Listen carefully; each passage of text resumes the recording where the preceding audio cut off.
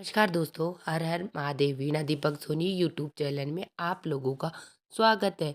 आज मैं आपको इस वीडियो के माध्यम से मार्गशीर्ष महीने का क्या महत्व है उसके बारे में बताऊंगी। मार्गशीर्ष मास को सनातन धर्म में बहुत महत्वपूर्ण माना जाता है। हिंदू कैलेंडर का 9वां महीना है। पवित्र हिंदू ग्रंथों से पता चलता है कि मार्गशीर्ष से बड़ा कोई महीना नहीं है। इस पूरे माह में भगवान श्री कृष्ण और देवी लक्ष्मी की पूजा होती है। यह भी माना जाता है कि इस दौरान पितरों को तर्पण करने से उनकी आत्मा को शांति मिलती है। इसके साथ इन्हें मोक्ष की प्राप्ति भी होती है। इस माह में शंख पूजा का विशेष महत्व बताया गया है। यह महीना शुभ कार्य करने का महीना है।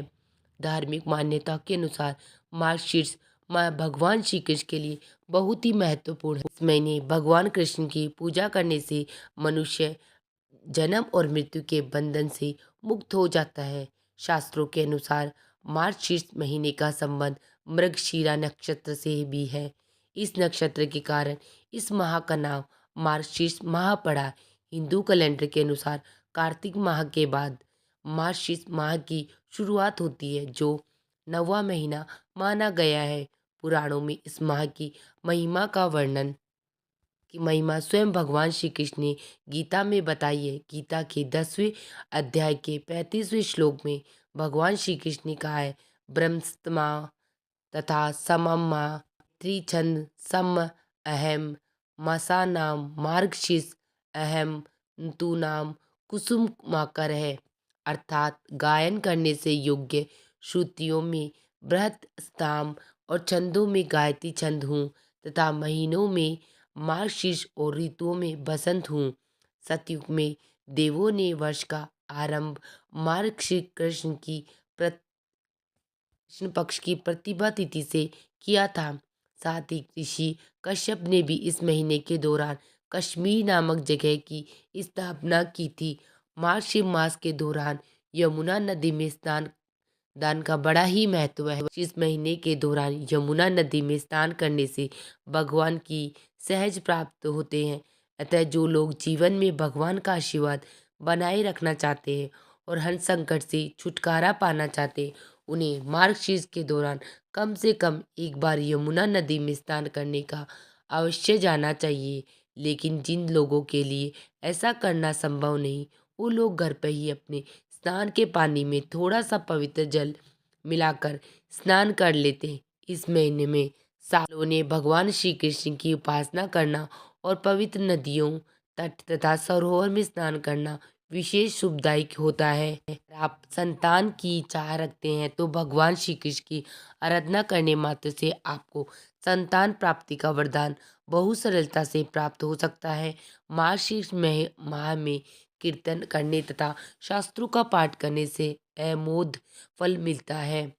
महीने में किए गए हर तरह के मंगल कार्य विशेष फलदायी होते हैं। इस महीने में पूरे मन से भगवान श्री कृष्ण की आराधना करने से चंद्रमा से अमृत तत्व की प्राप्ति होती है।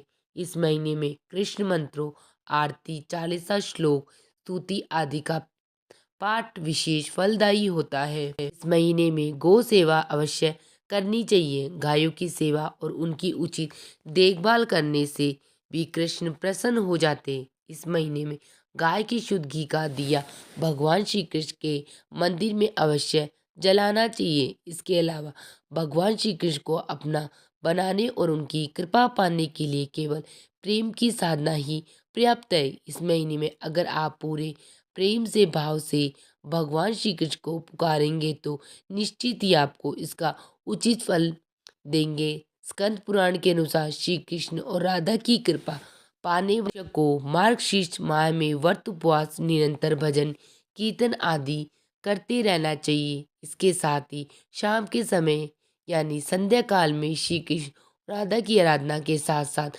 भगवान विष्णु और भगवान शिव के भजन कीर्तन भी अवश्य करना चाहिए। इन दिनों प्रतिदिन गीता का पाठ अवश्य करना चाहिए। पूरे महीने में भर में मनुष्य पूरे विधि विधान से श्री कृष्ण का ध्यान तब जब तब व्रत समस्त मनोकामनाएं पूर्ण होती है।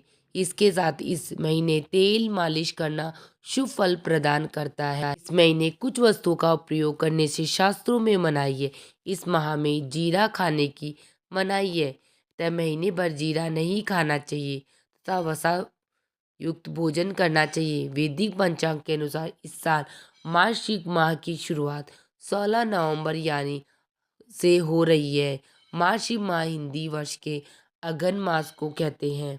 वह यह मास भगवान श्री कृष्ण को समर्पित माना जाता है, इसीलिए मार्गशीर्ष माह विशेष पवित्र शुभ माना गया है। इस तरह माह पर भगवान श्री कृष्ण की पूजा की जाती है। इस पवित्र मास की महिमा का वर्णन स्वयं भगवान श्री कृष्ण ने श्रीमद् भागवत गीता में कहा है। आइए जानते हैं मार्गशीर्ष पर्व पर क्या करना शुभ होगा और क्या करना अशुभ। धार्मिक मान्यता है कि मार्गशीर्ष के महीने में भगवान श्री कृष्ण की पूजा करना बेहद शुभ माना जाता है। महीने के हर गुरुवार को व्रत रखने से जीवन में सुख समृद्धि और शांति का आगमन होता है। साथ ही भगवान श्री कृष्ण की आराधना करें और श्रीमद् भागवत गीता का पाठ करें। इस पवित्र अघन माह के ब्रह्म मुहूर्त में उठकर स्नान करना अत्यंत फलदायी माना गया है। पवित्र नदियों में स्नान करने से पुण्य की प्राप्ति होती है। अगर नदियों में स्नान संभव न हो तो घर में गंगा जल मिलाकर स्नान करने से भी पवित्र गंगा स्नान का फल प्राप्त होगा। इस माह में जरूरतमंदों को अन्न वस्त्र और धन का भी दान करना पुण्यदायी होता है। कर अन्नदान का विशेष महत्व है। धार्मिक स्थलों पर दीप दान करें, गौ माता को चारा खिलाए क्योंकि गौ माता भगवान श्री कृष्ण को प्रिय है। इस महीने में सात्विक भोजन का सेवन करना चाहिए। तामसिक भोजन और नशे का त्याग करना चाहिए, इससे तन और मन शुद्ध रहते हैं। इस महीने में एकादशी व्रत का विशेष महत्व है। मार्गशीर्ष महीने में पड़ने वाली मोक्षदा एकादशी को भगवान श्री कृष्ण और भगवद गीता का पूजन करना चाहिए। व्रतधारी के लिए विशेष फलदायी साबित होगा। मार्गशीर्ष के इस पवित्र माह में क्रोध, अहंकार और कठोर वाणी का त्याग करना चाहिए। दूसरों के साथ मधुर व्यवहार करें, साथ ही अपने से छोटों के प्यार दे, बड़ों का सम्मान करें। इस पवित्र महीने में झूठ बोलने, धोखा देने, छल कपट से बचना चाहिए। सत्य बोले और अपने कर्मों में ईमानदारी रखे। ऐसा करने से लोगों की नज़र में अच्छी छवि बनेगी। मार्गशीर्ष माह में मांस, शराब, अन्य तामसिक पदार्थों का सेवन वर्जित है। नकारात्मक ऊर्जा बढ़ती है और इसका असर मानसिक शांति पर पड़ता है। धार्मिक मान्यता है कि ऐसा भोजन करने से बुद्धि और विचार अशुद्ध होते हैं, जिसका निजी जीवन पर गलत प्रभाव पड़ता है।